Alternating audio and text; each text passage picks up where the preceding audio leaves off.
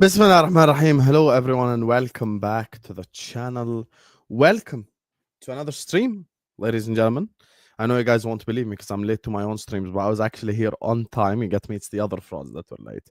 But regardless, love to every single one of you guys. Thank you guys so much as well for 55.6k. We are approaching 55.7k, ladies and gentlemen, and we can only get there with you guys' help. So please do like the video. Please do subscribe to the channel if you're ready to do so. Every single one of you guys right here, right now, please like the video. Please subscribe. Keep getting stuck in the chat. Keep getting involved in the chat. Love to every single one of you guys. Joining me first and foremost, the man that will attempt his best to get us cancelled tonight. I like Jamie is in the building. How are you doing, Jamie? I am good. Can't lie. I'm good. I'm glad. Big up to you, Jamie. The man who called LA his home in a private message. I cannot believe it. He called LA home. He was the man from New York City, the mean city, the city of the knit and grit, and now he's calling LA home. He's gone all the way posh. How you doing, Mike? I mean, you love to gaslight. It's crazy. It's like Hussam, and then directly underneath in Hussam's bio, it should be professional gaslighter, because that's not what I said. I said that I was home and then I'm back home, aka the place where I pay rent. But regardless, big up everybody. Good to be back. Let's just dive into it. Let's go. The man with his own transfer sources, everyone's favorite. You get me? They actually called Tom Little Kmack Jr. So we're getting Kmack Senior on the chat. How you doing, Kmack? Word. I swear they actually So did it funny. today. That's so funny. How you doing, Kmack? You good? I'm good. I've got to be honest. I'm probably old enough to be his dad. Probably are. Well, you are. We're all old enough mad, to be his mad. dad. We all are. How old is he? 17? Anyway, big up to all of you guys. Listen, 400 people are already locked in. Jerry James is on his way, so we're just whenever he joins, we're gonna add them in. Big up to everyone locked in, guys. Please do like the video. Please do subscribe. And remember, all these guys' channels is in the description. The Kmack channel, he's growing, he's doing really well, so please go give him a subscribe. Mike Das LFC, in case he ever decides to upload, he has a channel ready there, so subscribe to him. Subscribe to the Jerry James Show. And of course, Jamie Phillips football chats. They're all in the description. You don't even have to go anywhere. Just click view more and you're going to find them all. So you guys know how this video operates. So I don't want to keep stopping to say like and subscribe. So just hit the like button, subscribe, and let's just get this party started. Isak Ekitike Saga, ladies and gentlemen. I want to let Jamie start off with this one, and then we'll open the floor up. Talk to me, Jamie. What are you saying? Oh, my thing just broke. There we go. My computer broke for a second. No, this is look. It's this. I like Ekitike. I know Sam likes Ekitike as well, so I'm not unhappy about the signing of Ekitike. But this Isak news is not going away. Obviously, a lot of people know tonight that he's Fabrizio for some reason has repinned the Isak tweet of his from the other day on his Twitter now. So all Liverpool fans are talking, and what is that about? I made a joke of it a couple of days ago that maybe we're buying both Isak and Ekitike because we do actually need two strikers. I don't know. I'm extremely happy with Ekitike no matter what. I will say that he's a player I've liked for quite a while, as Kmack would know as well, because we do a lot of work together. I like the guy. I think there's a lot of his game that I like. He's not a better goal scorer than Isak. That's anyone who says he is just lying. He's not. But what he has got, he's a better footballer than Darwin Núñez, a far better footballer. I know there's a lot of lazy journalism out there where they just link, Ekitike is a prospect striker like Darwin was. That means he's the same as Darwin. He's nowhere near the same as Darwin.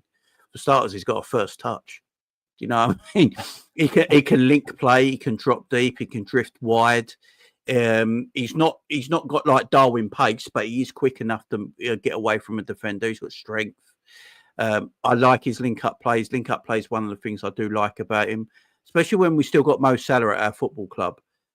Even if we had Isak, I still think the attack would be around Mo Salah because he is who he is. He's basically a striker that plays right wing. So I think it'll benefit us having someone like Ekitike in our team. But then the Isak stuff is still there. And if Liverpool can get Isak, they will try and get him. And if he's at our football club with Ekitike and a Mo Salah and a Cody Gakpo, it's the best. It's the best for me. It'd be the best front line in Europe because you've got a lovely mixture there. You've got Mo Salah who's your goal scorer, creative winger, always will be. You've got Ekitike who can link the play beautifully and can drift wide into wide areas.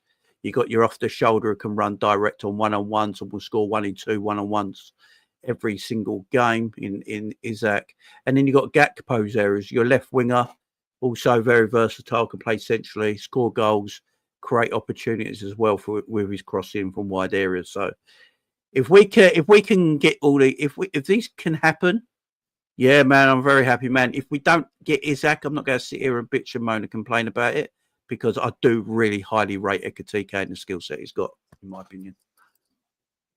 You go, Mike. You haven't spoke for a while, mate. Yeah. Listen, I think that obviously in an ideal world, any football club on the planet would love to have Isak, especially Liverpool. I don't see us buying 2 strikers. I think that it's a cool idea. I think that it would be incredible. It would be unbelievable. But it's my belief that before the tragedy that struck, it would have been Darwin got sold and we would have bought a striker and it would have been that. But because this thing happened, which is a tragedy, to me, I don't see them all of a sudden saying, okay, you know what, now we have to spend 200 million, because we've been ongoing in talks with Gahey, who's going to be like 50 million pounds or whatever. We need a center back. We potentially are speaking to Rodrygo. We rejected a bid for Luis Diaz that I found to be fair. It just seems like too much given how much we're sort of involved in right now. To me, either get Isak or get Ekitike and then get Gahey over the line, and everything else is, icing on top of the cake. We need a striker now. There are no ifs, ands, or buts.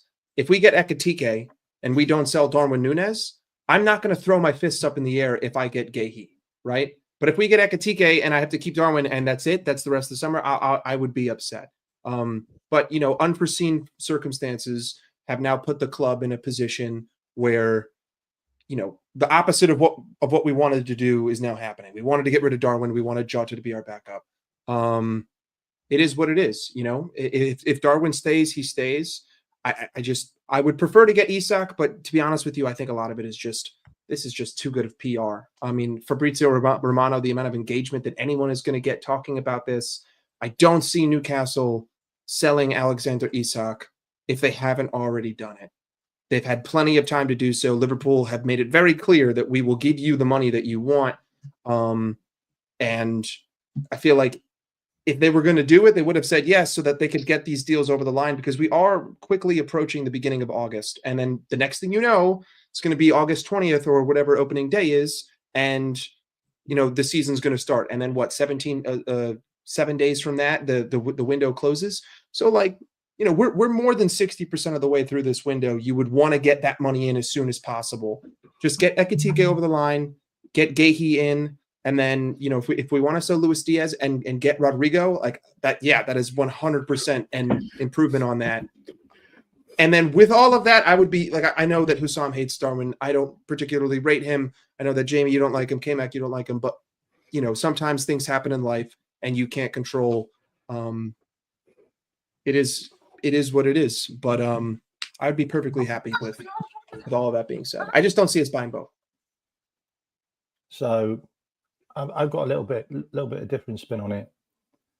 So if we roll back the years, and we look at previous signings. So say we look at Darwin Núñez. The nerds wanted Isak. We all know that. That's all being talked about now. We signed Luis Diaz. The nerds wanted Nkunku. We all know that. That's all being talked about now.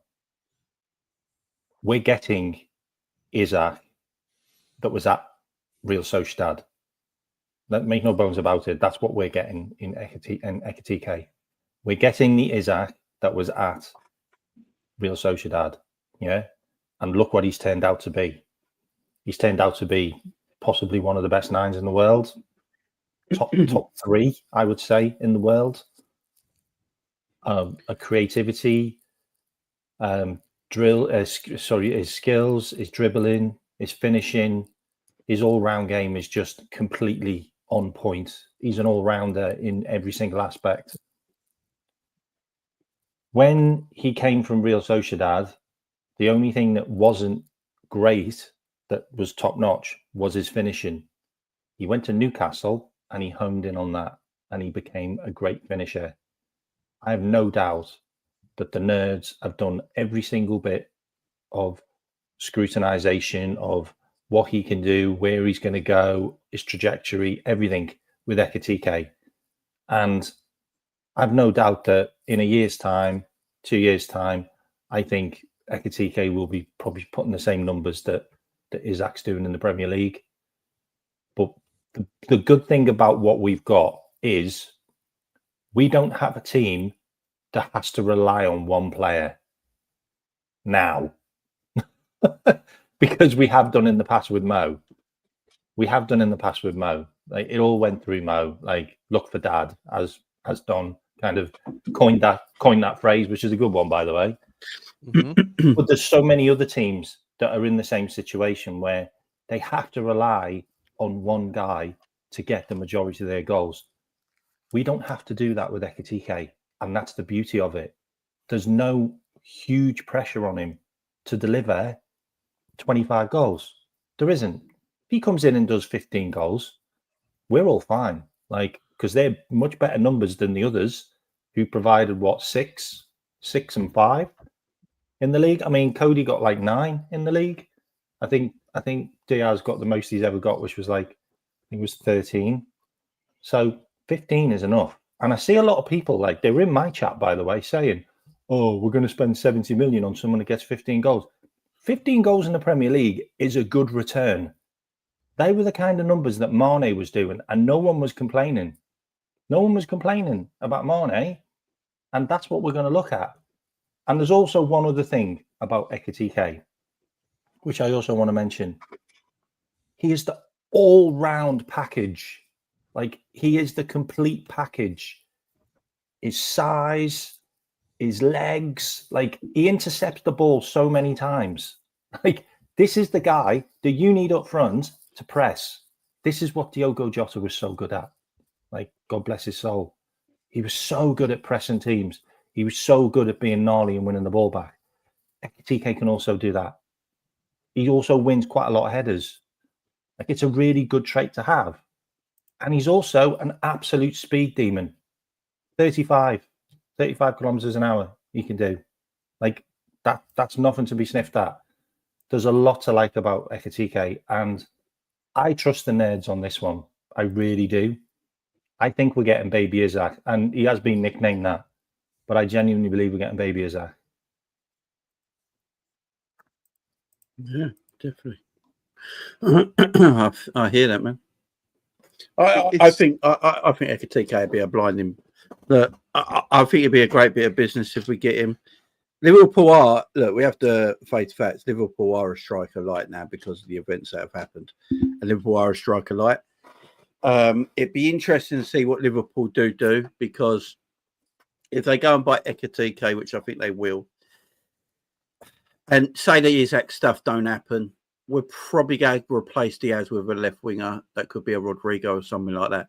Then probably Liverpool will go looking at playing a second number 9 within, like a Gakpo, a Rodrygo, maybe a Wirtz in a false 9 for a game or two, things like that till the following year, because I don't think Liverpool obviously couldn't have planned for this, for what happened. So they probably already got everything in motion for the players they wanted to go for in the positions they wanted to go for.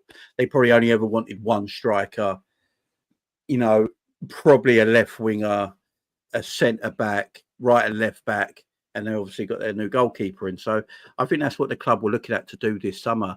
Now they might have to pivot a little bit and go, you know what, we do need to get a second striker. What's the second striker market like? Is Mateta a second striker? I don't mind Mateta. He's not a number 1 striker for me. You would play as your main number 9, but 27-year-old purple patch striker as your number 2 is fine for me. That's good. So maybe Liverpool look around that market if the Isak thing don't emerge, because it is a little bit risky leaving just one striker. I know Ekitike's injury form is excellent. I think he played every bloody game last season, so his injury form is very good. But you don't want to. I don't know if you want to take that gamble with your main number 9 and not having that backup there just in case. So it's an interesting situation for Liverpool right now. I mean, I don't know if it's like if we got Ekitike, first and foremost, you'd have to sell Nunez. You'd have to get that done, which has been dragging on. Napoli have pulled out, so now pretty much the only possible new buyer is Saudi, and Saudi seem to want to get everyone, including Alexander Isak. You got to get him out the door.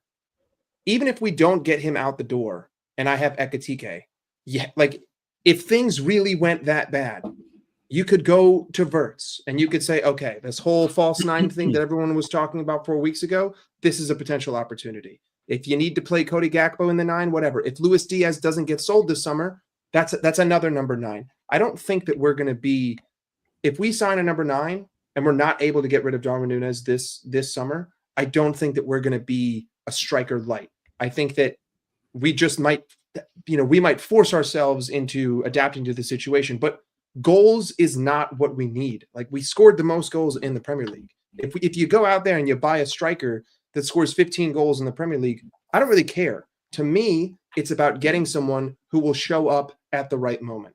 What did Darwin Nunez prove to me? That when push came to shove and he got the ball with the opportunity to put us up, he would fail, right? If you scored, if Ekitike comes in and he scores 10 goals in the next season, but 8 of those are winners, I don't give a shit that he only scored 10 goals. I care that he won me 24 points. It's that simple. To me, this isn't about adding, having a score 110 goals in a Premier League season.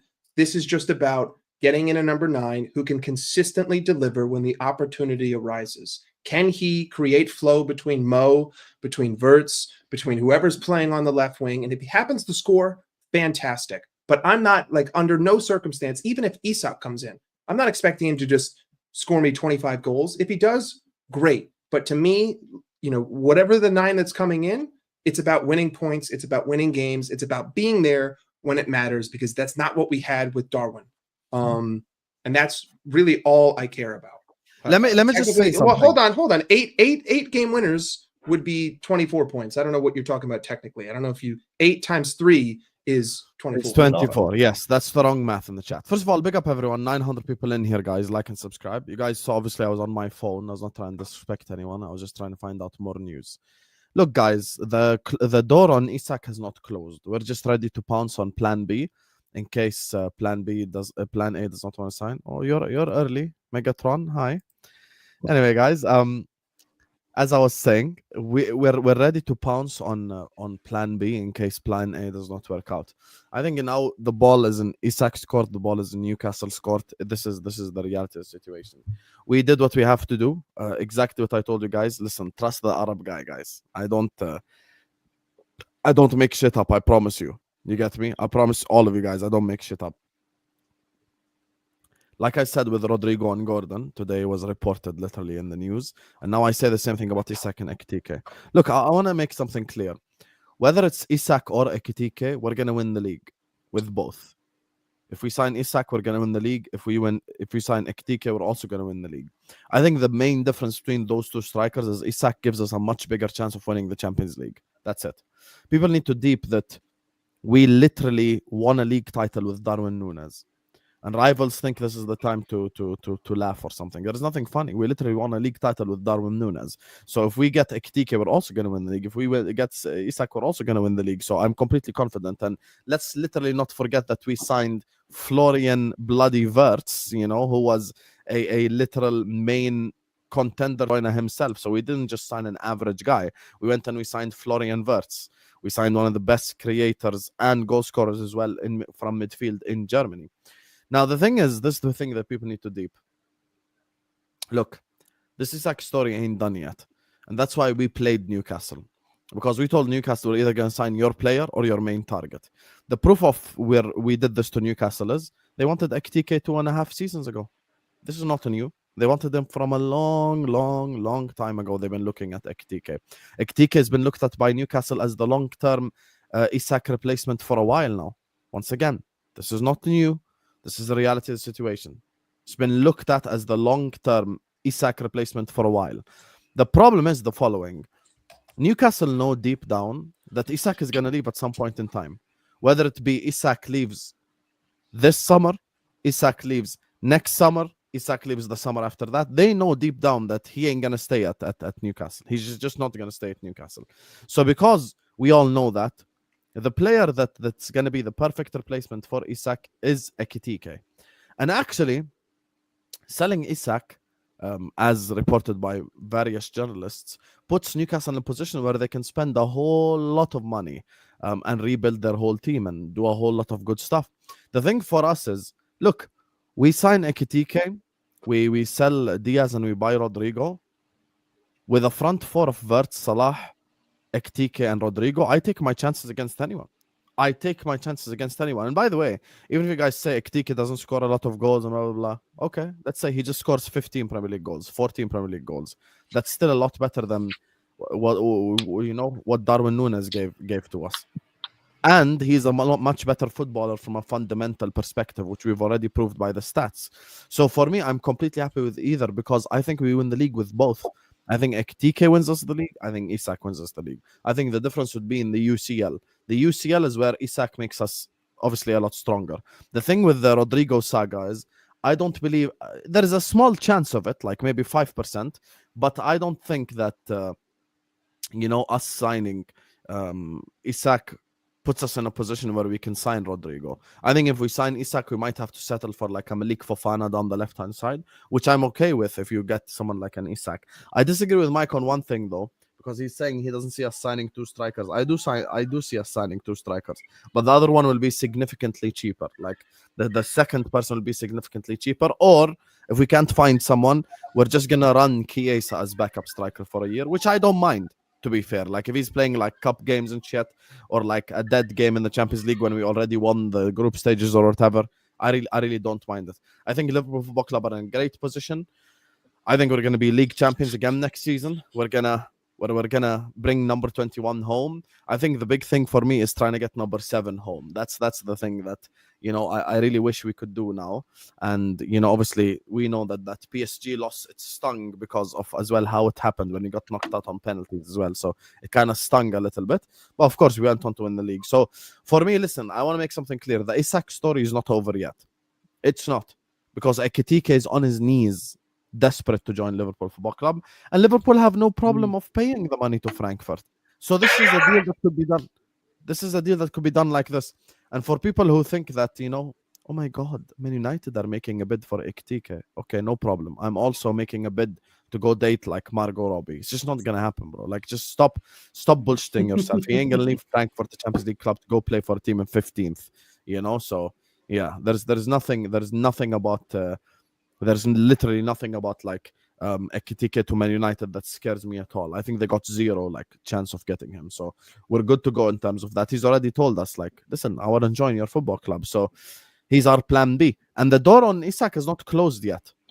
There's a reason why all these little things are happening. All the journalists putting stuff out like, oh yeah, Liverpool are still going to try for Isak, by the way. There's a reason why Fabrizio's pinning the tweet. There's a reason all these things ain't happening for no reason. Let's just be objective about this. So that's why I told people from time on Monday. I still remember. I'll never forget the solo Liverpool stream I did, where people were like, why don't you talk about Sesko? Because it's not going to happen. That's why I'm not going to talk about Sesko, because it's not going to happen. There is a bigger chance of us signing Mateta than us signing Sesko. FYI, chat. People don't think this is a joke. It's not. There is a literal bigger chance of us signing Mateta than us signing Sesko. Sesko is not going to happen. And I'm glad it's not going to happen, because he's shit. So we're going to continue the pursuit of Alexander Isak. He says no. Newcastle say no. They're taking the piss with a price tag. We're going to go get Ekitike. And guess what? If you can't get Isak, get Timo Isak. No problem. Run it. We're going to win the league anyway. So yeah, that's my honest thoughts on this Ekitike situation. I think people are exaggerating. People are being like, oh my God, how can you... bro, like, have you actually watched Ekitike? I know his finishing ain't great, but he has all the fundamentals. Someone will say another Darwin. It's not another Darwin because Darwin Nunes does not have the fundamentals, just like Sesko doesn't have the fundamentals, and that's why I didn't want him. So that's my take on this whole thing. Jerry, feel like you're about to unleash on the planet right now. Why? I like Ekitike. That's the one I wanted this whole summer. Go ahead. Go ahead. Nah, it's a good signing, isn't it? Like that's the player I wanted. When people, I was backing him when people were saying he's rubbish and saying that he can't finish and that he's not good. I watched him closely this year, and I like him, man. He's good. He's someone that can. He might not be ideal, but he can beat you on the right wing. He can beat you on the left wing. He can beat you down the centre. He scores goals from the right hand side. He scores goals from the left hand side, like he did against Tottenham in the Europa League. He scores goals down the middle. He assists down the middle. His link up's great, and I think that's the thing you need to be a forward for Liverpool. And I always spoke about it when it came to Nunes. My biggest problem, I know for a lot of people, was the fact that Nunes couldn't score. I know for a lot of people it was, and yes, it's a big problem. But for me, if Nunes didn't score, but everything else about his game was really, really good. Like he linked up play really well. He brought people into play, a la Olivier Giroud, as an example, at Arsenal, right, or even at Chelsea. I would happily be here talking about, yeah, Nunes is fine because Liverpool haven't got a goal scoring problem as a team. The problem is that the way Liverpool played was geared towards creating chances for Nunes because he couldn't offer anything else and he still couldn't finish.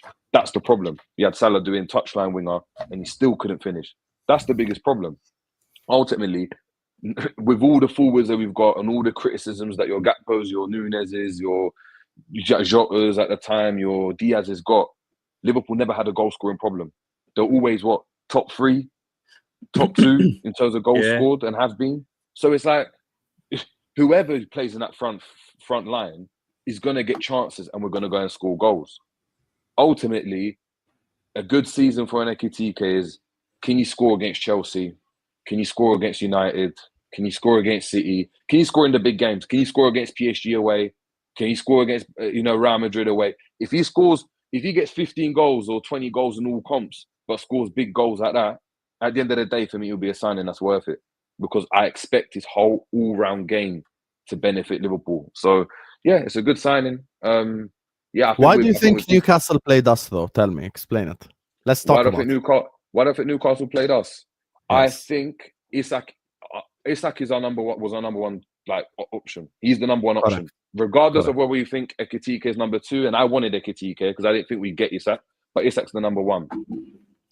Liverpool were in a position where if Newcastle had signed Ekitike, right, they're still, for me, remember, based on what Newcastle need to do, they don't need to sell, right? Because in their ideal world, in my perspective, they want Isak. They want Isak to stay for this next season. Whatever happens the season after that, I agree with what you said. They probably want to go Newcastle are resigned to the fact that, he's going to go at one point, right? But what they're looking at Newcastle is probably, what does Isak bring to them in terms of value in the Champions League, in terms of benefit on the pitch? How does he aid us in terms of bringing in players? So, but how did Newcastle play us, though, and not the other way around? Because if Liverpool wanted Isak, right, and Newcastle decide to go and try push the trigger for Liverpool second, if they know that's the second choice, right? Liverpool don't want to be in a situation where we're scratching our heads and end up with Mateta. And yeah, Mateta could have been okay, but Liverpool don't want to go and get Mateta, right? Because if we really wanted Ekitike, we could have got this deal done ages ago because we were linked with him 2 months ago, 3 months ago. We could have pressed the button and just got him done. But Liverpool's opinion was, we're going to go and push for Isak, like big boys do. You want to go and look at, Isak, and it's cool. As soon as Newcastle go and realise you want to go and get Isak, they're like, all right, we're going to go and get your second option. Well, your number 1 option, because if you can't get Isak. And now Liverpool are forced to go and, we don't really want to pay 70, 80, whatever they want. Hence why we probably didn't press the trigger. Now we've got to kind of do it because A, we're trying to get him in as early as possible for pre-season, right? Because we'd want to go and do that. And B, if we do not get him, we might end up having to get Mateta or having to find other solutions, which Liverpool in an ideal situation don't want to go and do. Now, of course, Liverpool might end up with Isak next season. I don't know what's going to happen. Might end up with him the season after. But in terms of getting him this season, Newcastle, I think, were smart in how they operated. Probably knew that Isak wasn't going to go and push through a move, right? didn't want to sell to someone in the Premier League and said, you know what, let's go after your target. Whether they wanted Ekitike or not is a different question. But that's exactly why that's a big boy move. You're saying whether they wanted Ekitike or not. You're saying Isak was our plan A target, which I agree with. He was our plan A target. Ekitike was their plan A target, though. That's the thing. Yeah, no. Their plan A was keeping Isak. That's why I disagree. Ekitike, they wouldn't have gone. I said plan A target. You can't slither away out of this one. It's not slithering away. No, it's not slithering away because your plan A target, right, is in a situation like you said. We're talking about baby Isak. We're saying Timu Isak. We're saying someone that could potentially replace Isak. But ultimately, Isak is the number one. So if you had to present an option to Newcastle and say you get rid of Isak or bring in Ekitike, or you keep Isak and let Ekitike go somewhere else, they'd probably take their chances with keeping Isak, which any club would do, and then look and say we can assess the market in a season's time. And that's probably what they're going to go and do because Isak is a better player than Ekitike. Simply, the problem is it's a buyer's market right now. It's a market where people are spending money. The reason why I think we played Newcastle is the following: we got accepted terms with Ekitike for a contract. Obviously, we can easily negotiate with Frankfurt because his release clause is literally 85 million. So we're going to get him for less than that. We all know this. So the reason why I say I think that we've played Newcastle is we went and we told them we're essentially going to take your player or your number one target. That's literally what we told Newcastle.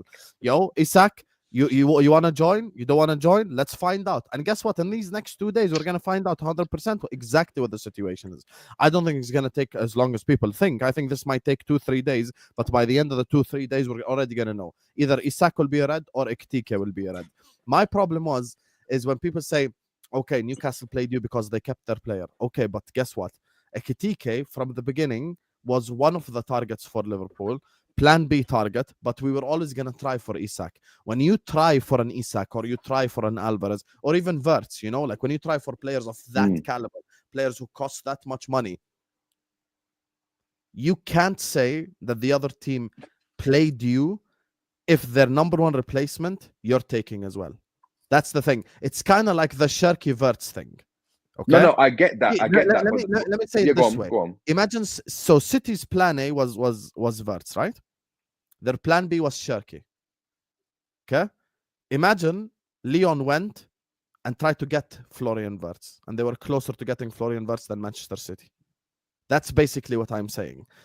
We're talking about us going oh, Newcastle, you want Ekitike? You think that's the replacement for Isak? Okay, we're going to go get Ekitike as well then. And it shows me that Liverpool actually did a big boy move because now Newcastle are stuck. And you've seen it in the tweets. You've seen it in the news. Because, did you see who Newcastle have been linked with now? Darwin Núñez.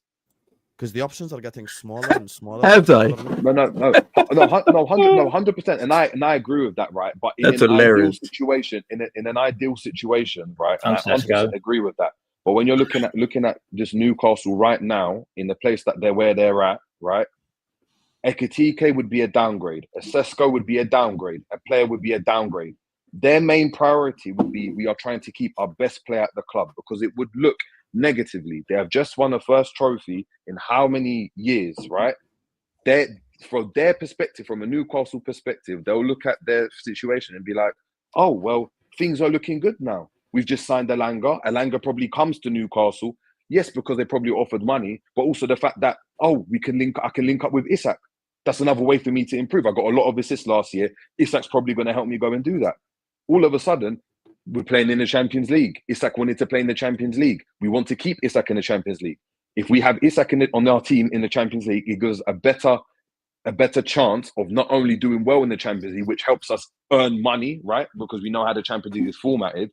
It means that potentially, and we'll see how it works out at the end of the day, because it's a gamble, but they're going to do what Aston Villa and what Nottingham Forest have done and gamble and be like, we think we can do really, really well in the league and in the Champions League and hope that we can get top four whilst being in the Champions League, which is a massive ask because you need squad depth for that.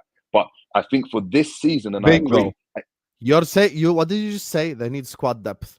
The report from the financial journalists is if Newcastle sell Isak, they will have capabilities of spending a lot more money without breaking any PSR rules. And we have to admit, the first time when 100%. they were in the Champions, by the way, they beat like PSG like 5-1 in the group stages the first time. No, they done well. They done well, but But the reason why they didn't maintain their place in the Champions League is because of they didn't have squad depth.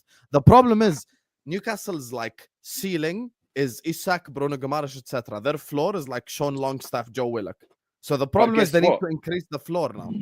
No, you can. But when you look at what they've done, Sean Longstaff has gone. There are going to be other players that are going to leave Newcastle as well. They've still got Livramento, which is outstanding. They've got Hall, who's outstanding. Their free in midfield's really, really good. You might talk about Willock and be like, oh, he's not great. But Willock's a decent player for a Newcastle. Newcastle have to be realistic in terms of what they are, right? And of course, they're going to look to improve the team. But it's a long-term vision. They're not under any pressure to do it now. And I think that's the difference. If it was a situation where, you know, Ekitike had gone somewhere else and they were in the middle of, oh yeah, we're going to let Isak go, but then Ekitike goes and they're left with no one, I fully agree with you. But I think Newcastle were very stern with what they said. We are not letting Isak go. And unless Isak ends up going somewhere to like whoever, right? Because again, anything can happen in the window, like we said. We're probably going to go and find out. To this point, Newcastle have done very, very well to keep the player, which was, I think, was priority number 8, right? Is keep Isak. That if they ranked their things that they wanted to do, it would have been keep Isak A. If we can't keep Isak, it's Joao Pedro. We couldn't get him. Cool. It's Ekitike. It might be Wissa. They'll have a list. Everyone's got that spreadsheet, right? But keep Isak was number 1 because keeping Isak, right, means that they've got a basis of things. They've got guaranteed Premier League proven goal scorer, best striker in the world for some people, right? You take away that, you know you're talking about squad depth, but that doesn't often work out really well. We've seen what happens when teams don't spend well. We've seen it with Spurs in the past. We've seen it with Arsenal in the past.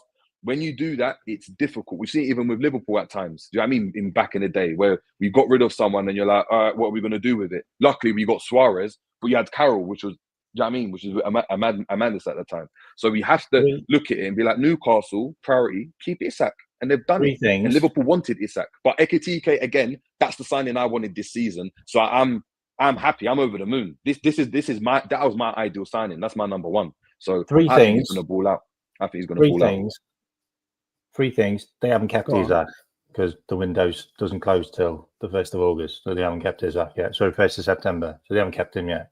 So yeah, that's what I just said. And we haven't even made a bid. Like, let's be real. We haven't even made a bid yet. Like, we released our intentions that we would go to 120 million to the media. That's all we've done. We've literally said, yeah, we're interested. We'll go to 120 million. And we're basically letting Isak know that we are here and we want you. And now we are waiting for Isak and his agents to see whether they're going to push for a move. Because I'm sorry, the only way he's going to leave Newcastle now is if he asks to leave Newcastle. Because Newcastle have already said, nah, not going to happen. Sky Sports were straight on it, like instantly. Like Newcastle will reject any offer. And then you've got lots of other different journos going, Can I ask everyone on the I panel? don't think this one's over. One more thing as well, John. One more thing, mate. Is happening. One more thing, though, that I wanted to say is not just the Isak thing. Newcastle are bloody good at signing players. Like, look at the list of players you just named. Hall, Livramento, Botman, Isak, Bruno Guimaraes. I don't mind getting a guy that they've been chasing for 3 years in Ekitike. 100%. I don't mind that. I've got a lot of faith in that. Okay. The reason why I'm in complete agreement with you, I'm someone who's pro Ekitike, literally. Like from the start of the window, I like Joao Pedro, I like Ekitike. I said we're gonna try for Isak. It is what it is. By the way, just so you guys know, even when I told you guys we're gonna try for Alvarez, the problem is Atletico are just completely not willing to do it. And Alvarez, I think, doesn't want to return to England because of his wife and shit. But that's a different topic for a different day. The thing with this situation is, look, when Ornstein reports something, it's usually something to do with the football club. Ornstein is not someone who speaks to agents. Ornstein is the guy that speaks to football clubs. Fabrizio-related tweets is stuff to do with agents. The news about Isak to Al Hilal, ladies and gentlemen, did not come out of nothing. It does not come out of nothing. And the news says that Isak has given the green light to the move. I'll be honest with you. I think Isak wants to be a Liverpool player this summer. Completely. And now, I actually agree with Kmack's point. It's on Isak. Are you going to hand in a transfer request? Are you going to kick up a fuss? Are you going to tell Newcastle, yo, I want to join? That's the thing. Because Liverpool have already said, and once again, I don't want to go and toot my own horn or whatever you guys say, but the problem is if I get something wrong, people will be in the chat laughing. But when I get something right, no one will come and say, "Oh my, Sam, you got it right." The thing for Isak is the following: look, we're gonna attempt it, and at the price tag that I told you, 120 million. Like I said, I think we might push to get 130, 140. But this means, and I know this is maybe going a bit too conspiracy-like, but it would not shock me if someone like a Darwin Núñez would move to Saudi Arabia for a bit of a cheaper price. Just so you guys know. Because this is how football business works. Can I give you the biggest proof of this is how football business works? Ugarte joining Manchester United is a completely 100% agent-driven thing. 100 million% agent-driven thing because of the Lenny Oro thing. Same agent, Jorge Mendes. Yeah. Go look it up. This stuff, Jerry will tell you, this stuff happens in football all the time. You No, scratch my back, I scratch yours. But that's and the biggest thing for me, and again, I've always said, sorry, I know Jamie wants to go as well. I'll just be 2 seconds. Is again, my perspective changes if there's any indication to me that Isak is someone that goes and pushes for a move. But so far, Isak's been very, whether you want to call it respectful, quiet, coy on the situation, whatever kind of adjective you want to go and use. He's ensured that Newcastle are still within a strong position because remember, there's been no murmurs. There's been no he's eager. And Mbeumo, we hear about eager to make the move. Wissa, we hear eager to make the move. Diaz, those are easier scenarios, though. Very easier. No, you say that, but in a situation like Isak, right? Isak, best striker. This is the narrative they'll have. Best striker in the world. But there's a different level. Like Brentford don't even have European football, and their manager left, and they're a club that like. But to your point, and you've said this, Newcastle. Yes, they're in the Champions League, but let's just be honest. Next season they could be battling relegation. Oh yeah, like hell Leicester. yeah. So exactly. So there is still levels to it when Liverpool's interested. Now, listen, I guarantee 99% sure that Isak's intrigued, if to say the least, about Liverpool. Right, 100%. You'd be an idiot not to. But now it comes a case of how again, I'm not in his head. How badly does he want to move to Liverpool? And I think that goes to Kmack's point in terms of he has to go and do it because. On the flip side, and this is thinking from on my player mindset, if Liverpool's great in terms of the options I've got right now, but he's got his eyes set on Barcelona as an example, right? He might wait a season. Barcelona for them. Not now, but he might wait a season to assess his options when his price is lower. They couldn't even afford Nico Williams. Yeah, but when his price is lower, when they have to replace Lewandowski. Diaz. Like they can't register players, so no. Of course, they can't register players. But it could be lower. You say price is lower, but we saw what happened with Victor Gyökeres. Like, okay, I'll give you a genuine possible scenario right now. Isak, let's say Newcastle get knocked out of the group stages of the Champions League, right? They don't even go far or anything.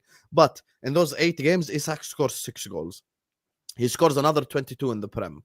Why on earth would his price tag reduce next summer? Less his contract. Less years on the goes contract, from 3 to true, 2. But it's not 1 year, it's 2 years. Yeah, exactly. But the 2-year deal means that they have to. If Newcastle want to cash in big, that's the last time they can cash in big. If they don't, then they end up risking selling him for peanuts. Yeah. Unless they're going to let him go on a free, and Newcastle can't afford to do that because they need to sell, like you said, to go and buy it. So if from an Isak perspective, he might want to assess the landscape. I don't know what's in his head, but if he makes it known that he wants to move to Liverpool, right? But then he goes to Liverpool, but he needs to do it now. Because Liverpool aren't going to wait. Do you know what I mean? They're going to try and get Ekitike. And once Ekitike is done, that's it for Isak. And the door's shut. So Okay, before Jamie goes, big up to Omar for the raid, guys. Make sure guys are liking, make sure guys are subscribing on your way in. Thank you to you, Omar. Appreciate you. Go ahead, Jamie. Sorry, just wanted to thank the guy. Big up to you. Yeah, definitely. I think Newcastle are in a bit of trouble, personally. I think Ekitike is a guy they definitely wanted. They've been trying to get him since 2022, apparently. Someone they've been very, very interested in. We heard from, really staunch Newcastle journalists and media types that they want Ekitike. They ain't doing this as no PR or a game with Liverpool. They want Ekitike. And he's obviously been on Liverpool's list as well. The problem Newcastle got now, Liverpool gone and looks like taking their number 2 striking option. And the market out there for 9s is not the best in the world at this moment in time. With Isak, he's got 3 years left on his deal. Newcastle, if Isak is now, hearing murmurings that, look, Liverpool made an approach for Newcastle for a reason, which means they got encouragement to do so.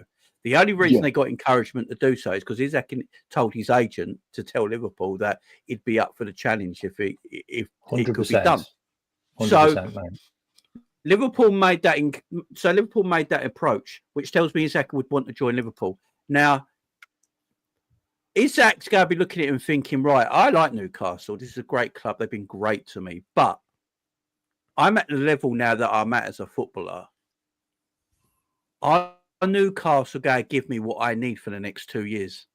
Are they going to go and invest in a way that shows that we're going to go to the next level? Because at the moment in time, when I look at Newcastle squad, I think they're going to struggle Premier League, Champions League next year. I just don't think they got the depth. And even with their might be signings, looking you think, Jamie? at that and thinking, right, if I don't sign a new contract, they've only got Alanga so far. They can't get Trafford. They want Trafford. Apparently, he wants to go to Man City now and be Ortega's replacement. They're struggling. They need a centre back. They still need a midfielder. If Isak don't sign a contract this year, then next year he's got 2 years left in his deal. And I know as Sam was saying, his value won't go down. It will go down for the fact that if all the superpowers in football know that Isak's not signing a new deal, his valuation automatically goes down. So, but what if he has an unbelievable season? It's not fair. I don't think the PSR thing. It still don't matter. I agree. It honestly still don't matter. Because what the big strong powers of football will say is like, oh, we'll wait. We'll wait. We won't. You're still valuing him like that. We'll wait. And they're getting his acts here. And this is the horrible thing. Yeah. Fair enough.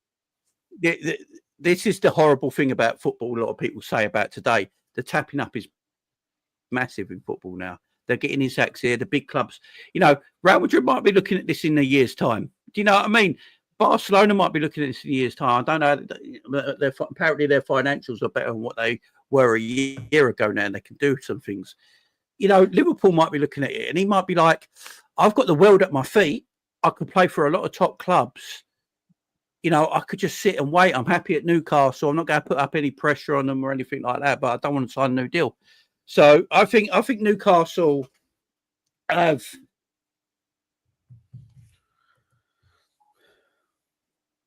Did he lag out or is it me? He's froze. I think he lagged out. So one more thing. I'll let Mike speak in a sec. Sorry, Mike. One more thing just about Isak is Newcastle have tried for Ekitike a number of times now. We've done exactly the same with Isak. Like we wanted Isak when he was 17 from IAK. We even had a meeting with them, but he went to Borussia Dortmund. And then we tried to get him when he was at Real Sociedad, and we had everything sewn up. But Jurgen wanted Nunes. Jurgen wanted Nunes. I didn't mean to say that, but he is a player that Liverpool have wanted for a long time. And all you got to do is just look at Liverpool signings. Tried to sign Wirtz when he was 17. We tried to sign Frimpong when he was 17. Like, what we're doing is we're getting the players that we rated when they were younger, and now they've actually kicked on and they've become greater players, which proves that the scouting committee was brilliant when they were 17. And even Rodrygo, we spoke to Rodrygo when he was 17 as well, before he went to Real Madrid. So we're doing all the things that we've done Rodrygo before. rejected us to study, bro. Yeah. We're doing all the things we've done before. We're just getting it done now in the future, which is great. So just wanted to point that out there that like Newcastle have wanted Ekitike, we wanted Isak. And are you going to talk about the IndyCala tweet? Is anyone? Yeah, but I think gonna we've mention that? addressed it already because the truth of the matter is the ball isn't Isak's score. It is. Like IndyCala said that I know IndyCala has been wrong. I get that, okay, and he's not 100% reliable. IndyCala's actually said if Liverpool sign Ekitike, we will still try for Isak, regardless. Like he's our number one target. Like it doesn't change things. That's what he said today. What do you guys think? Yeah, that what if Imagine Liverpool we sign sign both. Ekitike? Fucking hell. Yeah, you think both? That's what I'm saying. I just can't see it happening. Yeah, Imagine we sign fucking both. Well, so Liverpool's financials are this. Apparently, the financial. really good. I can't remember the financial expert's name. I would say this though: if we sign it was- both, we got to keep Diaz. Maguire. It- Is it I wouldn't Maguire? No, it weren't Kieran Maguire. I can't remember his name now, but he's done a lot of big end Liverpool channels in the last week or so talking about the finances. Ben Jacobs. No. He said that if Liverpool even if Liverpool bought Isak, Swiss Ramble. it could have been that. If Liverpool bought Isak, they could still afford to lose 200 million and be PSR fine. Oh, No, hell yeah, because we don't spend think- money at all. no, Hell I yeah. think PSR fine is fine, but But how Liverpool got the money. you have to remember, how did Liverpool get to a position where they can go and spend? Was they being smart with their money? So I don't see a situation where Liverpool say, you know what? Yeah, we're going to spend 70 million on Ekitike, and then in the same window buy another striker for it logically doesn't make sense. If anything, I see us going to get Rodrygo once we get Ekitike, or if you don't get Ekitike, you get Isak and you keep Diaz. Like that's the only kind of solution I can go and see in my head. I can't see us in a situation where we buy two strikers and then a winger as well. Like this is getting. I mean, it's just like to be honest with you, the whole Isak thing, the whole Ekitike thing, it presents an opportunity to sort of pull a Madrid per se. Newcastle want to offer Isak a new deal. His deal ends in 2028, right? So he doesn't have to sign that. It's 3 years until Isak's deal expires, although it's a little less than 3 years. It would be June of 2028. So what, 1 month minus 3 years. So I'm sorry, regardless. I don't think that we should go all out for two strikers. I don't. Like, get one striker. If you want to keep Nunez, fine. If you want to sell him, fine. With one striker, you can figure it out. If you keep Luis Diaz here and you have Cody Gakpo and you have Mo Salah and you have Wirtz and then you have Ekitike, if you don't have Ekitike for a game, I don't foresee us having a fucking goal scoring issue. We won the league with Darwin Núñez, as Hussam mentioned earlier. You still need to figure out your own house. Konate needs to be sorted. If Konate doesn't get sorted, you need to buy Guehi, and he needs to come in now. I don't care how many fucking strikers you buy. If your back line is three center backs, you're not going to fucking win. So to me, but here's the thing. If his deal ends in 3 years, and let's just say this is the way that it goes. We get Ekitike. I don't care about the whole semantics of whose target was it first. I mean, this is very clearly gamesmanship between both clubs. I'm sure both clubs were talking to him the whole summer, and now that we kicked up a fuss with Isak, they're kicking up a fuss. It's just media playback. That's it, right? It's literally chess what they're doing to each other. If we sign Ekitike and then we figure out all the rest of our holes, whatever. I don't care about Luis Diaz, Rodrygo. I don't give a shit. However you want to manifest, fixing the rest of the transfers, fine. If Isak doesn't sign a new deal this summer, that's a whole nother season. All of a sudden, he has 2 years left on his deal. Now the pressure is really on Newcastle. Does Isak want to stay? Well, what happens if they don't get him to sign a deal then? Isak stays for a whole nother summer. Now there's only one year left. So basically every year that passes that Isak doesn't sign a deal, and if he wanted to stay, I feel like he would have already signed that deal. He would have said, okay, you know what? Make me your highest paid player in your club's history. Easy money. Let's do this. I'm in it for the long run. Bada bing, bada boom. Every year that this passes, that price tag is going to go down. If it's 120 million this summer with 3 years left on the deal, it might not be 120 million next summer. If it's not 120 million next summer, and then there's 1 year left on the deal, it sure as shit might not even be 100 million. So there's a lot of pressure on Newcastle to figure this out. There's more pressure on them than there is on us. And like, that's why we're in the driver's seat. I don't care about any of these people trying to like circumnavigate semantics and say, oh, Newcastle are bullying Liverpool by then going in for their original target. None of that matters, because if Isak doesn't sign the contract, you're fucked regardless, because you know that he wants to leave. Otherwise, he would sign the extension. So to me, Facts. just get Ekitike in. You don't have to sign Isak this summer. He's your number one target. I get it. The guy's 26 years old. What is going to change in a year? Hopefully nothing. Obviously, but regardless of that, if he's here next year, bang, we can just come right back in. It's not going to be 120 million. I think that's what it is for Liverpool. And I think, going back to my point, just to add to that, this is why I think Newcastle, again, I mean, you can use the word fucked or whatever word, excuse my language, but ultimately they know that that's what's going to happen with their players, isn't it? They know where they are as a club. They know they're not going to be able to go and keep all of their players because they're not established. They're not an established Champions League team. They've got into it for the first time, missed out on it last year, got into it the year before, I believe, right? So they know their players are going to go. Guimaraes has been linked with moves away. It happens all the time. But they're going to look at it and be like, all right, cool.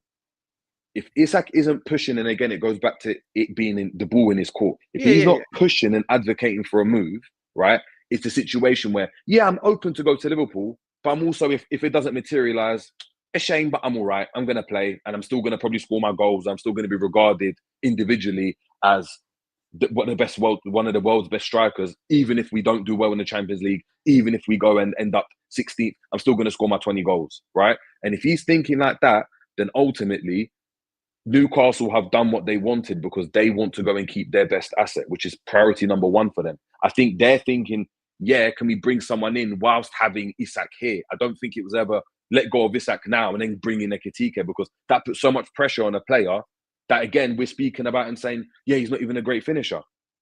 Like, I mean, that's not the player you go for in that situation. Do you know what I mean? I want to talk about the player we're linked with Ekitike with. We're going to speak about that in a second. Guys, big up to everyone locked in. We do have 1,500 people in here. Guys, let's just get to 500 likes. Let's just make that the main target of today's stream. Let's just, everyone hit the like button. Everyone, please subscribe to the channel if you're ready to do so.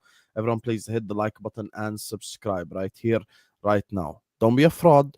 Like and subscribe. Every single one of you guys right now. Big up to Andre, who just sends in a super chat to support. I appreciate you, my brother. Thank you so much. Big up to you. Big up to Iron Swan, who says, buy Isak and loan Ekitike back to them for a season. Imagine we agree with Newcastle, like, we're going to buy Ekitike, but we're just going to send you Ekitike on loan for a year. You get me? No, actually, that would be the biggest big boy move ever in history, if we actually do that, to be honest with you.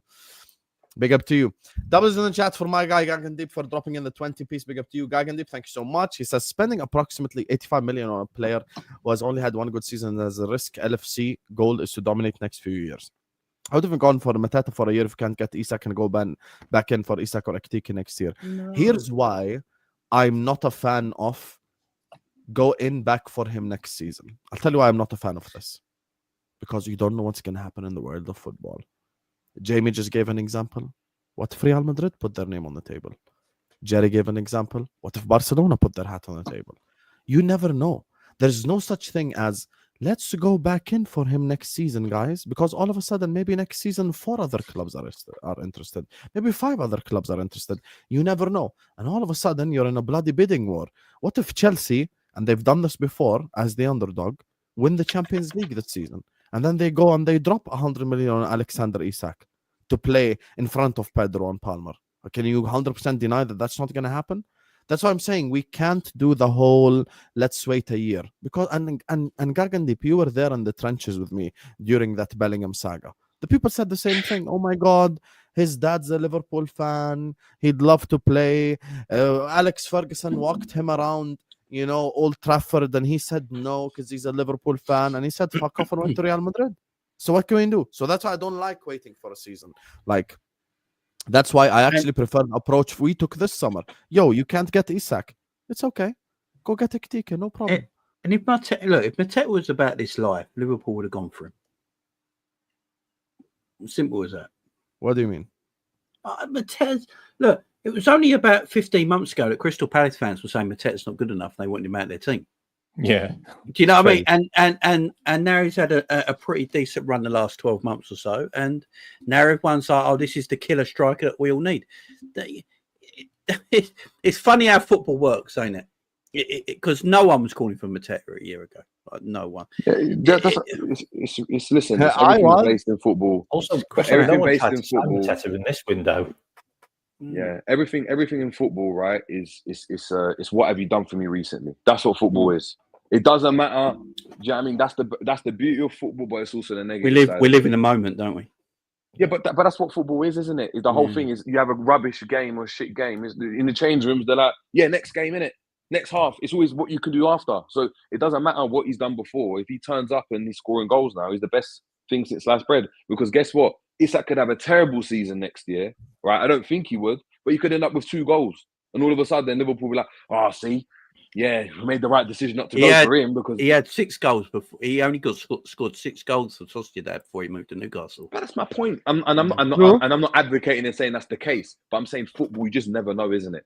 So you have to just go with what, you know what I mean? That's what I'm saying. The whole Hussam talking about fundamentals and stuff, that's more important when you're buying a player at a certain level. When you look at the basics, can they do the basics to an elite level? If they can play for a top team. If they Rodrygo, can't, then that's 90 where they million. struggle. I don't see Liverpool paying that. If we buy Ekitike, then why we can't pay that? We can pay that. And remember, Diaz accepted personal terms to Bayern, which we're going to talk about in a second. Big up to Jay says, what if Vinny leaves and Madrid want Isak? That's what I'm saying. That's why me, Jerry, and Jamie brought up the examples. You can't sit up here and keep saying, wait till next year. What if next year this happens? There's 100 what ifs, Habibi. What if Newcastle win the Champions League? What if Newcastle win the Champions League? What if Man United do a madness, win the Premier League, then they want to sign Isak? What if Newcastle win the Champions League, it's game over. By the way, can I present you with an argument that no one has presented you with? What if this season is Harry Kane's last year at Bayern Munich, and then Bayern try to attempt to sign Isak next summer? Now what? What if PSG have a really bad Harry year? Kane at Newcastle, you know. Even by the way, what if PSG have a bad year, get knocked out in the quarters, and then they want to sign a out-and-out striker? He's going to be the most wanted striker in world football. Exactly. He's 25 years of age. He's an elite goal scorer. The thing is, Jamie, right now, clubs are 50-50 on him. You know, they're not certain because injury record. This is the first season where he's done record's this. a bit of a myth, though. Yeah, I know what I'm saying, but like Liverpool are the club that's willing to take the risk now. So just go all the way through. That's it. Anyway, I'm going to say I don't think I think I've got to Newcastle. go, mate. All right, sorry, I've got to go, man. I think Isak and Newcastle might be caught in a bit of a situation where they're like, if we can't sign you down to a new deal, we might actually have to sell you because we can't actually. Unfortunately for Newcastle, look, some people say it's not fair, the PSR stuff. They're the richest owners in the world and they can't really spend money, so it doesn't seem right. But they've got these PSR issues where they might have to sell him so they don't lose him for nothing. So even though with 3 years left, as I keep saying, if the big clubs get wind in his next season and he's not signed a new deal, they will start to get in his ear. They will talk to his agent. They will make him wait, and they'll get him for hardly anything. And teams like Newcastle, unfortunately, and this is not Newcastle's fault, it's just the rules of the game at the moment in time that are stopping them. It's going to make it hard for them. So that's why I think this Isak stuff, that's why all the reporters and journalists have said Liverpool and Isak it's not a finished story at the moment. They're just going to keep their eye on it. So I agree with that. I definitely don't think it's a finished story at this moment in time. Anyway, speaking of unfinished stories, there's another unfinished story that I do want to talk about with you guys. I want to hear you guys' opinions on it. Big up to everyone locked in. Big up to every single super chatter. Big up to everyone who likes. Big up to everyone who subscribes. We're 20 subs away from 55.7k. We're closing in that 56k mark. So please, everyone, like and subscribe because we can only get there with you guys' help. Subscribe from your mom phone, your dad phone, your daughter, your son, whatever. Just subscribe from everyone's phone and let's keep it stepping. Usually best to get the striker before they pop. Fact. That's why I wanted to get him from before, mate. You get me. Real Madrid are opening the doors to the exit for Rodrygo. They will start over 100 million euros, then the price can be reduced. Let's just talk about the Rodrygo situation. Big up all the mods as well, pushing the likes. I see you guys. Essentially, this is what's happened. This is the rundown of the situation. Bayern Munich and Luis Diaz have accepted personal terms with each other. Luis Diaz doesn't want to go to Saudi. He would rather move to Bayern Munich. Rodrygo, I can confirm to all of you, has not accepted personal terms with a single person, with a single club. He hasn't accepted it with us or with Arsenal or with Chelsea or with anyone. He'd rather move to the Premier League, and we've already done the math on this before. If Bayern Munich sign Luis Diaz, then they don't need to go in for Rodrygo. PSG already got 4 wingers, and Barcola is not for sale, so that gives you your answer. Arsenal are going to sign Eze. Where are you going to play Rodrygo? Right back? So let's just be serious about this.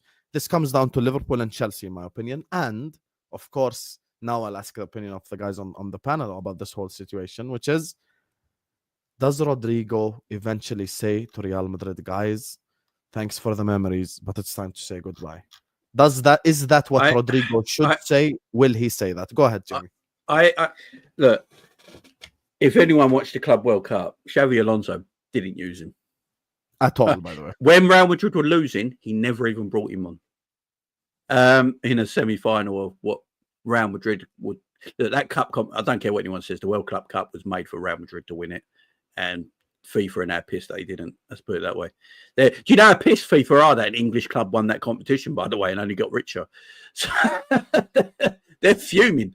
I don't think Rodrygo suits what Alonso wants to do at Real Madrid. You know what I mean? And I don't think Rodrygo wants to be like a super sub for Real Madrid. He'll see his qualities as being able to go out there and play. So also, you know, he keeps talking about he's fed up not playing in his preferred position. He's pretty much played 4 years as a right winger. You know, they brought Mbappe in, which makes it even tougher for him to play left because if Vinny, you know, if Mbappe's there, Vinny and there, they can swap in that left-hand side position, central position. So it's going to be hard for Rodrygo. I can understand why he wouldn't want to leave Real Madrid. It's Real Madrid. And he's, you know, he's Brazilian. He's probably Real Madrid is probably his European club of choice. But it all depends on what Alonso says. And if Alonso's saying, "Look, you're not actually in my, you know, my thoughts going forward," and watching a Club World Cup, we can all assume that could be the case because he never played him. Liverpool, I thought, would be right up there as one of the main suitors. We know Michael Edwards tried to buy him from Santos when he was young. You know, and then he said he wanted to do his schoolwork, and then 6 months later he's a Real Madrid player. So I don't know about that. But if you're selling Diaz, and I think Diaz, as you say, Sam, I think Diaz will go by Munich. I think that. Do you think his head's turned like he'll leave anyway? I think Diaz is just. I don't look. Diaz plays for Liverpool Football Club. He probably sees that as a major honour and like, but he probably feels like I'm getting on there. It's going to be 28, 29. He probably feels like that spirit's saying, no, I've just won the Premier League, done everything now. Let's move on. I think he goes to Bayern Munich. I think Liverpool and Bayern Munich eventually get that sorted and getting the deal agreed. And then with that money, you could literally go and buy Rodrygo. Now, 100 million euros was about 75, 80 million quid, depending on inflation of that day. I think that's a price Liverpool would be happy with a player of his quality because Liverpool, we know now, are trying to shop at the higher end. You know, they're trying to go for the highest end of players possible. And when I look at the left-wing market, the left-wing market's not its strongest right now. I like Leao. I think Leao has got talent. And I think there's a manager out there for Leao that if they can get hold of him and mould that talent, I think he could actually be the number one left-winger in world football. I think he has got that talent about him, but it looks like no one's been able to get that out of him just yet, but it is definitely there. But Rodrygo's there, man, and he's ready to go. And if Liverpool sell Diaz, I expect them to go high end, and Rodrygo will be the first name there.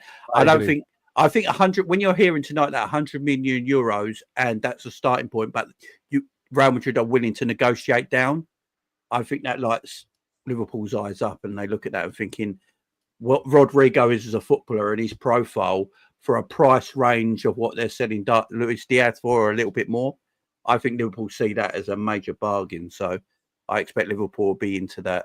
Definitely. Also, even 100 million euros, by the way, that ain't a lot of money for someone of Rodrygo's caliber. Let's be honest. No, like exactly. you're talking with all due respect now, right? I'm not even trying to take I'm being genuine right now. if you're Real Madrid and you're looking at someone like Madueke going for 50 and Elanga going for 55, you're damn right I'm going to put 100 million euros on Rodrygo. Let me actually do something quickly. Wait, 100 euros to pounds. How much is that in pounds? Bro, that's 86 million pounds. That ain't even that much, bro. 86 And million I don't pounds for think it'll Rodrygo. even be that. I don't. By the way, think he it'll be signs that. a 5-year contract at Liverpool. He kills it next season. PSG come in for him 150 million immediately, just like this. Come on now. Come on now. Go ahead. Go ahead. It isn't just that. To me, this is just an iffy one because we rejected what I felt to be not too terrible of a bid. I don't think that 67.5 million, whatever it was that Bayern offered us. I don't think that that's. But regardless, even if it's euros, I don't think that that's super disrespectful. Given It's the fact 44 that million quid. That's 44 million pounds. 44 million pounds. I mean, Yeah, listen, still That's 67. disgusting. Regardless, if Real Madrid are saying that Rodrygo's worth 100 million, and if you sold Luis Diaz for 67, you're spending 33 million essentially on Rodrygo. Like for like, same position, you're spending 33. I think that would be very fair. I think that would be very appealing. And I think that if you're gonna haggle with Bayern Munich over 10 million, I mean, we're talking about the difference between 33 and 23. If the price for Rodrygo is 100 million, I think that that's, you're really penny pinching there, given how much money we have available to us. It's just, to me, we didn't sell Luis Diaz. I know that the player agreed with Bayern Munich, but there's no real indication that I'm seeing from Liverpool itself that we want to sell him. What does he have? Like 2 years left on his deal? Like, at honestly a pretty unfair wage to Luis Diaz. And then if you bring Rodrygo in, well, you're going to have to pay Rodrygo decent money. He's already on decent money at Real Madrid. He's not going to come here for 130,000 pounds a week. He's going to laugh in your face and be like, I was just at fucking Real Madrid. And also, I don't really think that Rodrygo wants to leave. I think that if Xabi Alonso sat him down and said, listen, you're not my first choice, but I'm going to make sure that you see more playing time than you did under Ancelotti. Rodrygo would say, let's go. I'm all in. I would love to get him.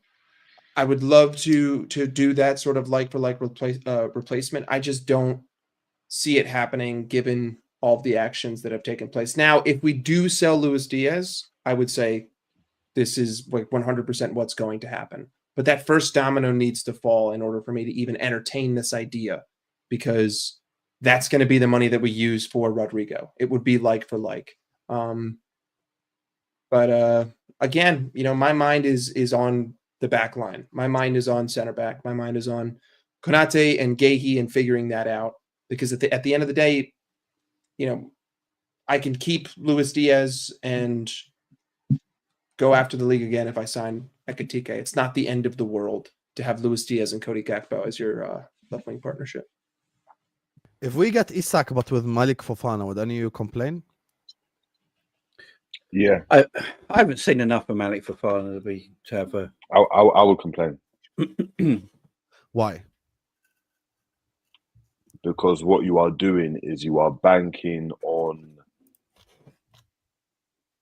Isak to be fit for the whole season, for him to be the one that scores you the goals, because the way you play would have to be a bit different. You'd see Salah playing a bit more like he did under Nunes, as opposed to Isak taking a back seat and trying to feed everyone. I don't think he's that way inclined as a player. I think even though Ekitike and Isak are similar, I think Ekitike is much more creative in terms of he doesn't mind assisting, doesn't mind passing. Isak wants to be on the end of everything. You can only get the best of Isak if he's on the end of the goals, if he's the one that players are feeding. That can't happen with Salah doing the same thing as well, in my opinion. I mean, Malik, I just haven't seen him. Yeah, but then if you sign Isak, Gakpo would be your starting left winger. Fofana would just be the backup. Exactly. And I don't think I'd be happy with Gakpo being out. You don't like Malik Gakpo, coming to in. be honest. No. Be honest. Say it as it I is, don't. man. Come on. I don't. I think he's very basic, but Thank I think you. he's basic. Thank you. See, I think I he's know. basic, but no. But what I'm saying is, in my ideal situation, I'd keep both. And I think keep both Diaz and Gakpo. And I think I wouldn't want to change too much in the team because I feel like you get Isak and then Malik Fofana's there, and then you might have a team where, you know, Gakpo might be injured, God forbid, touch wood or whatever. And then all of a sudden you've got a front line of Salah, Isak, Malik Fofana. Do you know what I mean? And then the defense, Konate might not be there. Like, there's so many things we need to go and sort out. We've got different fullbacks. It's a lot. It's World Cup year as well, isn't it? Yeah. Mhm. Just, I think hasn't Rodrygo lost his place in Brazil as well? Yeah, I don't know. With That's Rodrygo, actually Jay's point. Big up to Jay. He says Vinny and Rodrygo will both be gone from Madrid 2026. So Rodrygo can't sit in a World Cup here if he's a cocksure. Listen, I know Jerry's very pro player, but even from a player's perspective, if you want to play in the FIFA World Cup and you're Rodrygo, you've got to play. No. But Come on. and I think he does. But I think you're saying you think he every does. You team's know, the last different. time Brazil named the selection, he wasn't even in there. No, I know. No, I'm saying I think he needs to play. But I'm saying it also depends on, again, Ancelotti's the manager now. If Ancelotti's telling him, don't worry, you're still going to be selected, you just don't know. And what I'm saying is with Rodrygo, Ancelotti didn't select him last time. I know. But it's like It you was never him know. anyway, But I'm and saying, he publicly said, Ancelotti is such a fraud. He publicly said he needs to play at his club. Publicly that's said crazy. Hey, look, We weren't playing him. I don't know, with Ancelotti's got other Rodrygo- things to worry about for the next year. Do you know what I mean? Yeah, I think with Rodrygo, What's the thing he I has don't to worry know. about? He's in prison, I ain't don't he? No, suspended, mate. Oh, did he get suspended? Was a suspended sentence? It's always suspended. He ain't going to prison. He's got too much money. But Come on. for tax evasion, that's a slap on the wrist to him. But with Rodrygo, he's like, yeah, if we get him, great. But like, people are saying he's not playing in his preferred position. He's played as a right winger for 4 seasons now. He's a right winger. Like, at what point do you go and be like, actually, you know what? You're a right winger. If I was a striker, when Antonio went and played, he came in as a winger and played 2 seasons as a fullback. He was a fullback. That's it. You're just a fullback. And that's what Rodrygo is. You're now asking, I've got some reservation because you're asking him to come in, play left wing, which he thinks it's his preferred position, right?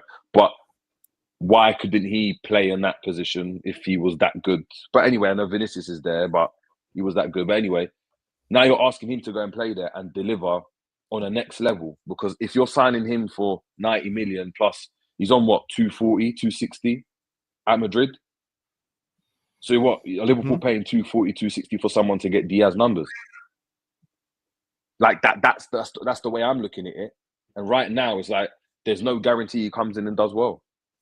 That's my biggest problem. I think you keep Gakpo and Diaz because it worked. It worked. You had 2 players that both got 20 goals, roughly. Now you're going to be sacrificing keep one. with Isak, like, I'll be honest with you. Keep With both Isak, and get I'd rather keep. But if you tell me Diaz is like 100% he wants to leave, and we're gonna get Fofana as backup, I'm okay with that. We still gonna win stuff. Like, I'd rather do Ekitike and Rodrygo than Isak and Fofana. 100%. And also, I don't want to change so fucking much. Like, this was my thing at the beginning of the summer.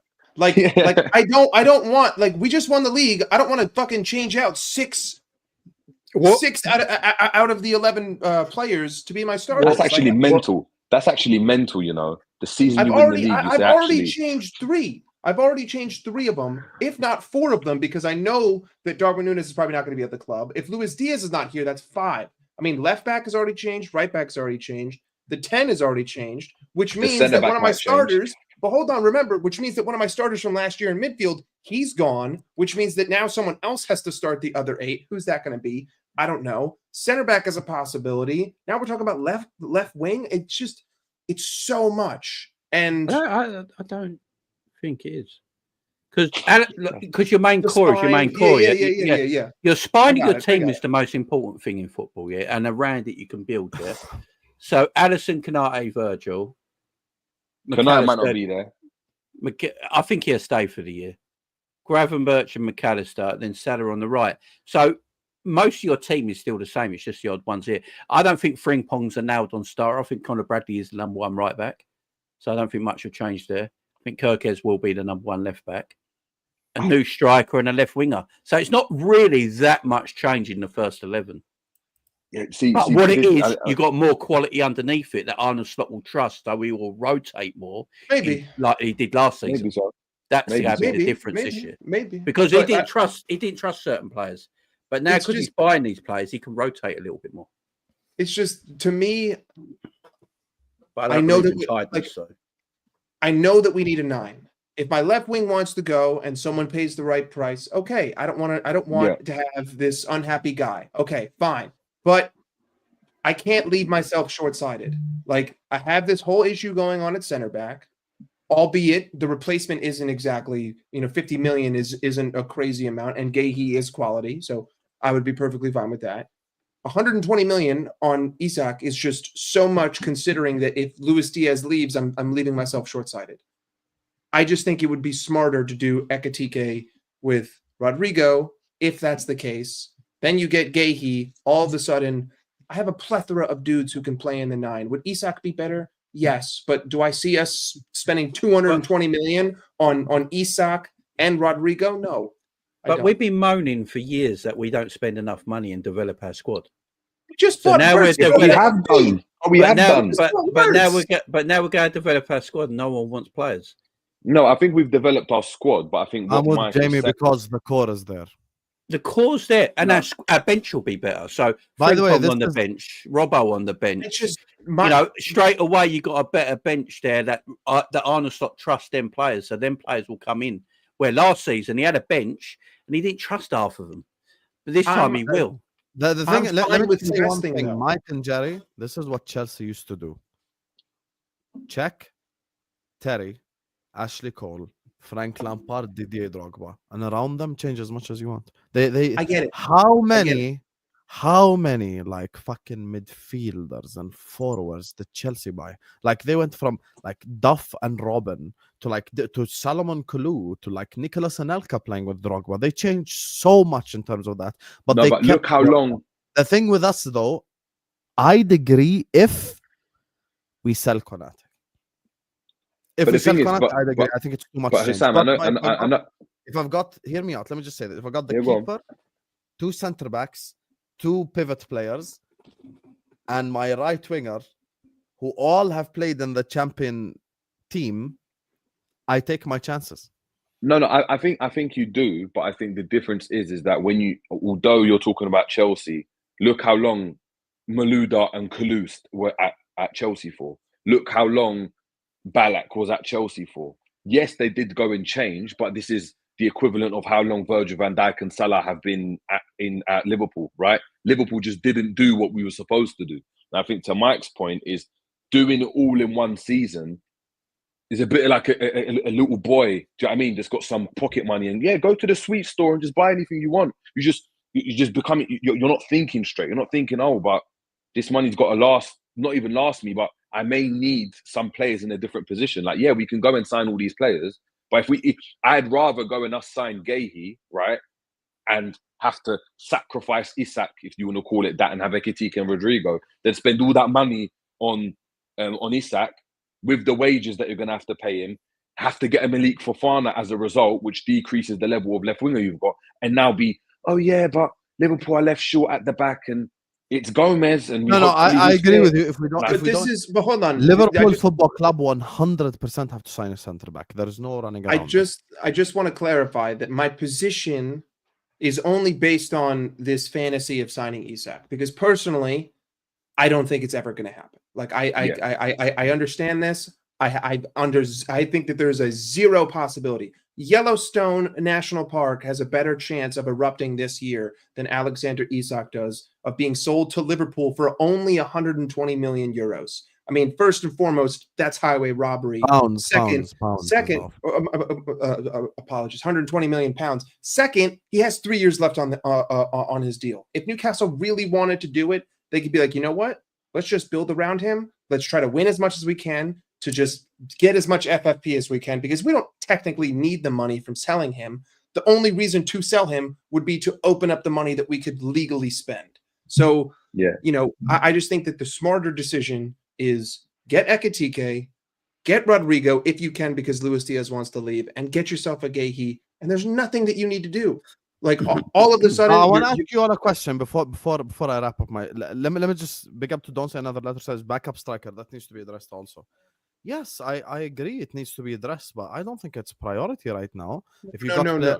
if you No keep address. Chiesa as backup striker, but your starting striker is Ekitike and you got Rodrygo, bro, I'm good. Like, you know, that's the thing. Like, I'm not trying to like you get me, just do like overkill this summer. Let me ask all three of you a question. 2 questions. Ekitike and Rodrygo or Isak and Fofana? And it's a question I'm going to ask to the chat as well. By the way, chat, we haven't even hit 500 likes yet. We're literally just 10 likes away. I know you guys enjoyed the show. Please close the live chat and hit the like button right now. Just close the live chat and like the video right here, right now. And go subscribe to all these guys' channel because they made the stream elite with their presence. You get me? Even Mike. So, there's my 2 questions right here for you guys. Ekitike and Rodrygo or Isak and Fofana, plus what do you think? Let's assume Gehi signs, right? So let's assume Konate stays and we take the L next summer and Gehi signs. What do you think Liverpool will win next season if the scenario that you prefer happens? I'll start with you, Mike, actually. Go ahead. If we get Ekitike and Rodrygo and Gehi, we could win the double. We could easily win the Premier League and the Champions League. We'll have depth, we'll have our spine, we'll have pace, we'll have power. Now, I mean, listen, it's incredibly difficult to do that, but I think that at minimum we would win one of the majors. I think that we would either, fall out of the Premier League race and say, you know what, let's go, full regalia on the Champions League, or it would be vice versa. I mean, in theory, with that strong of a lineup, you could win all of them. But, I'm not going to sit here and say that we're going to win the quad. But it would be our strongest squad that I feel like I have seen since 2019. Like in terms of just full depth, starting 11, just potential on paper, it would be the strongest team that I've seen in, 5 years, 6 years? And I felt like that team could win everything. I felt like in 2019, we could have won the lot. Obviously, circumstances in the Champions League, Allison wasn't there. You can't really foresee those things, but at least one of the majors for sure. Okay. Jamie, same question. Liverpool will retain their Premier League title. No, tell me first what you prefer. I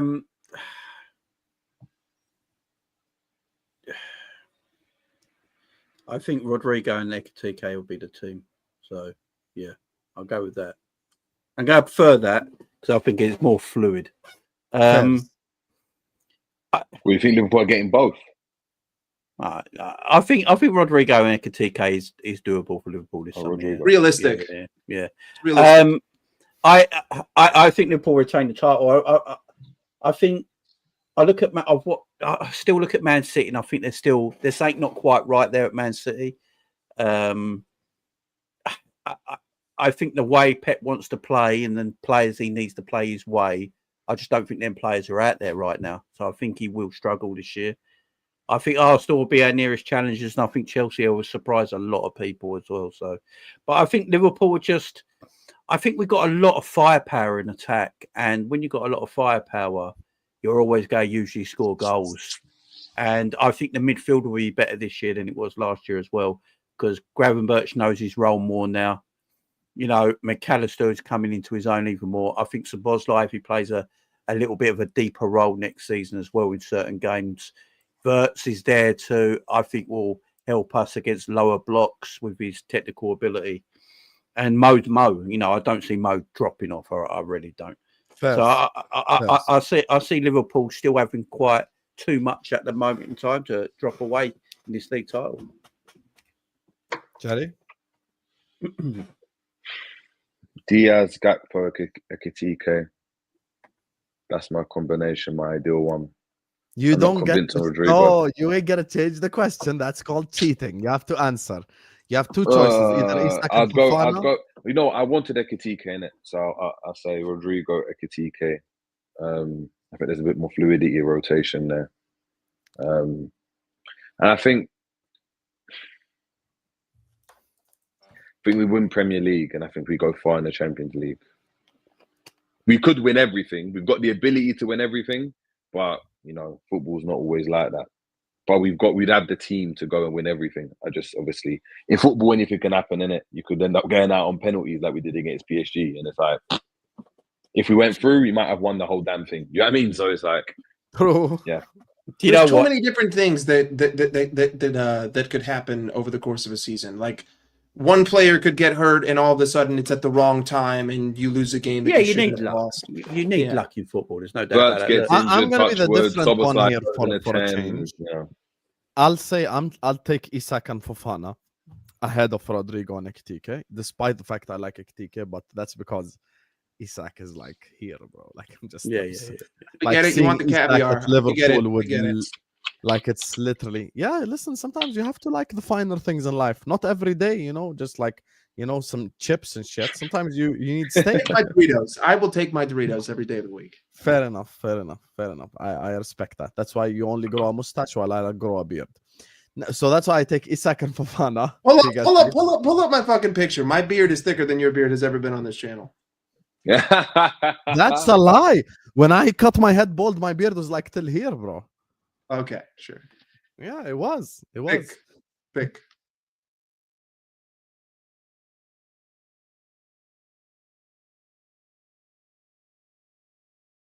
My beard has definitely been longer than that. You're so dramatic, man. I was talking about thickness. I didn't say length. I said it was a thicker it beard. was thicker than that. But anyway, listen, let's not. I take Isak and Fofana, and I think if we do sign Isak and Fofana, we win the Prem and the Champs. I think if we sign Rodrygo and Ekitike, we win the Premier League and a domestic cup. So regardless, we're winners next season. So I'm not worried about Prem. I'm just worried about Champs. That's all I'll say. Before we wrap up, everyone, please doubles in the chat for my guy Sean KC. W's for dropping in the 100 piece. Thank you so much. Hey Sean, me and you started off having you got me a edgy relationship. We used to call each other out all the time, but now you've come around, you watch me all the time, and you know that I'm not a negative guy, like people say. You've come round. Thank you for the donation. Big up to Sean who says, well, baby number 5 happened tonight. Congratulations. Everyone, please congratulate him in the chat. Congratulations. I feel like Hussam should be the one donating the £100 to you. In it. I say you send it back. Congratulations. You can't do that. You can't refund Super Chance, I don't think. YouTube is gonna take 40% of it. You get me? So let's just chill out. Big up Hussam and my man Jamie. Much love and respect. Enough now. Enough. Congratulations to you on number 5. You get me? Future Liverpool captain. You get me? That's how we're gonna run it. Sean. Jamie's a great name, boy or girl. Just let you know. I agree. I think you should name her or him Jamie. I'm all in for that name right there. You get me? So yeah, congratulations to you, Sean. Please, everyone in the chat, congratulate him. Every single one of you guys in the chat right here, right now, please do congratulate him. Big up to all you amazing, incredible people. Thank you guys so much for always showing us love. You guys are unbelievable. Thank you guys for always being here. You guys always support the channel. I'm going to be back tomorrow, inshallah. Tomorrow, I've got at 4 p.m. Staffy and Souls. We're going to run back that stream. And at 11, I've got Dan Potts, inshallah, coming on the channel. Maybe alone, maybe with one more guy. We'll see, depending on what happens. You get me tomorrow. So big up to you guys. Make sure you guys are like him. I cannot name her. His name is Sean. My name is Hussam. I'm going to give him Arab names for his daughter or his son. Yeah, like imagine like Mo. Yunus. Like, Yunus. Eunice, yeah. His name is Sean, but for some reason the name of his like son is like Jalal or something. It doesn't work. Yeah, or Saad. Yeah. Or like Saad or like Mo. That just doesn't work. I can't name Ali. it. Yeah, that doesn't work, man. Abu Bakr, you get me, Sean. That's what you should name your son. Abu Bakr, yeah. Big up to you, Sean, man. I appreciate you, my brother. Anyway, love you all. And we're going to take you over to Flawless. Go tell him Hussam Raid. Subscribe to Mike Das LFC, Jamie Phillips Football Chat. You'll see me in the chat as well. And Megatron's channel, a.k.a. the Jerry James Shows in the description. Also subscribe to Kmack, who raided and joined us earlier. Love you all and see you guys tomorrow, inshallah.